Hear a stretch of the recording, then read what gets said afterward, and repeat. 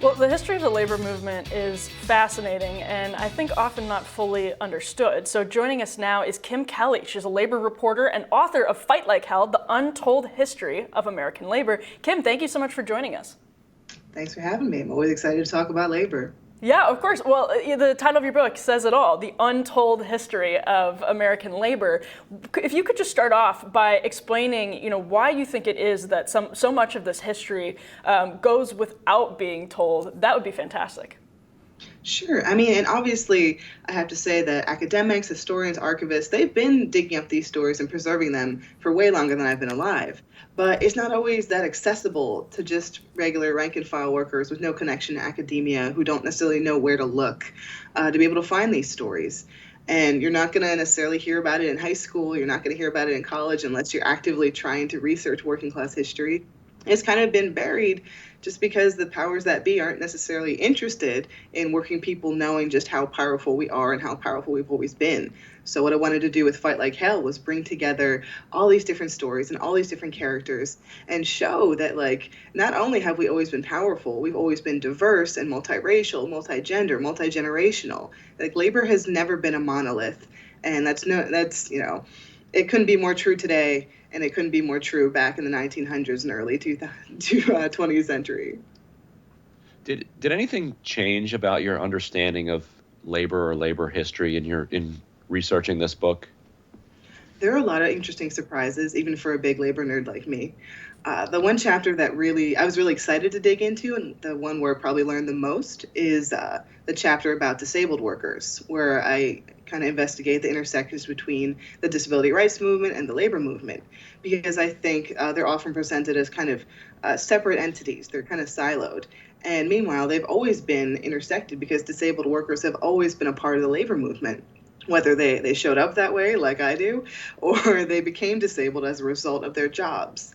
And it was really exciting just to see how many instances of very material solidarity and just explicit connections between disabled activists and labor activists, who are often the same person throughout our history. It's interesting how much the growth of white-collar labor unions in recent years has sort of overshadowed those blue-collar labor unions. They're losing members. The white-collar unions are gaining members. And meanwhile, you have these battles at Amazon warehouses over something so basic like safety. Are there parallels sort of early in the labor movement to maybe fissures or frictions like we're seeing today?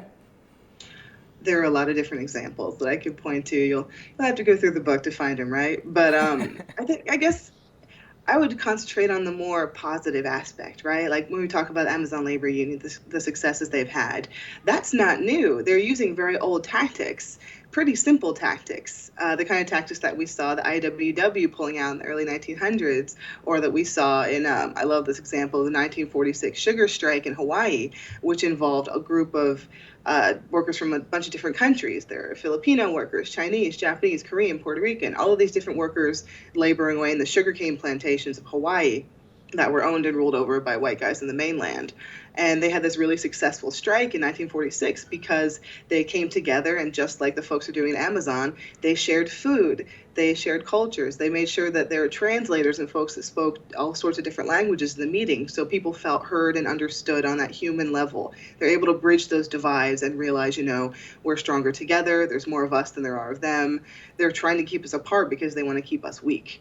And they won then, and those same tactics, that same outlook is how folks in Staten Island are winning right now. Like, history doesn't repeat itself necessarily, but it does rhyme. And I think the labor movement at its best pulls from those earlier lessons and uses it to push forward into the future that we're trying to fight for.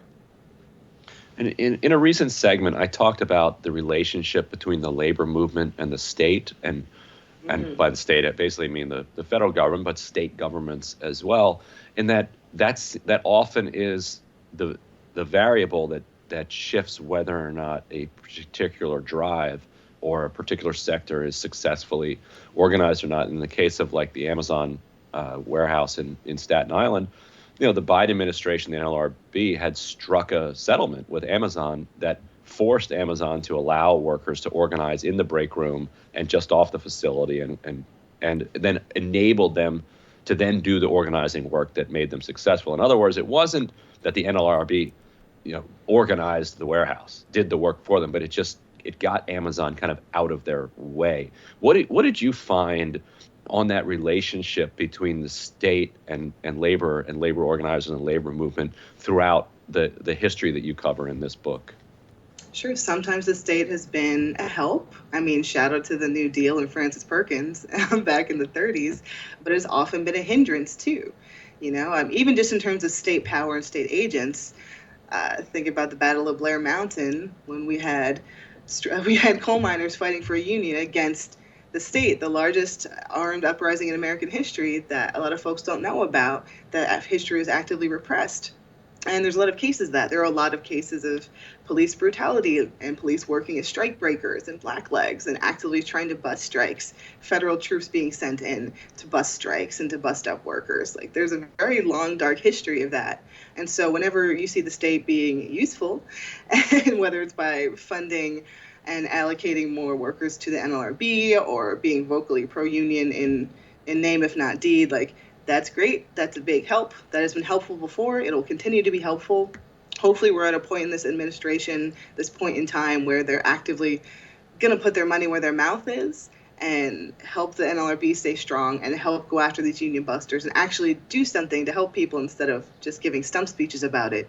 I'm hopeful, if a little bit, cautious when it comes to these things. Something I think disturbing and interesting about the Amazon example is how unsettled workers are by some of their surveillance techniques. And the story, I think, of the labor movement is very much intertwined with the story of technology in the 20th and 21st centuries. And I wanted to get your take on that. I mean, how has technology become sort of, especially new technologies, how have they been exploited in ways that then the law has to catch up with? I mean, Big Brother's always watching, and there's nowhere where that is more true than in an Amazon warehouse, where there's constant cameras, there's constant surveillance, workers are monitored on apps they need to use at work on their phones. Amazon always knows what they're doing every second of the day. And that's a newer thing, but there have always been those bosses that, are very interested in what their workers are doing at work and outside of work. Even the assembly line was a technology to be able to push people that quickly and stuff like that. It's to treat people like machines instead of people, because people are made of flesh and blood and they need health care and they need good benefits. They need to be fed and protected. They can have arms ripped off. They can have their hair caught in a machine. Machines don't have to deal with that, and bosses would much rather deal with those. That's why we see this shift toward automation. That's why we see so many Amazon workers saying we feel like robots, we feel like machines, we feel like they don't see us as people. And there's technology can be helpful when it comes to organizing. A lot of the Starbucks workers and workers who are involved in current organizing campaigns, they're organizing on Discord, on Signal.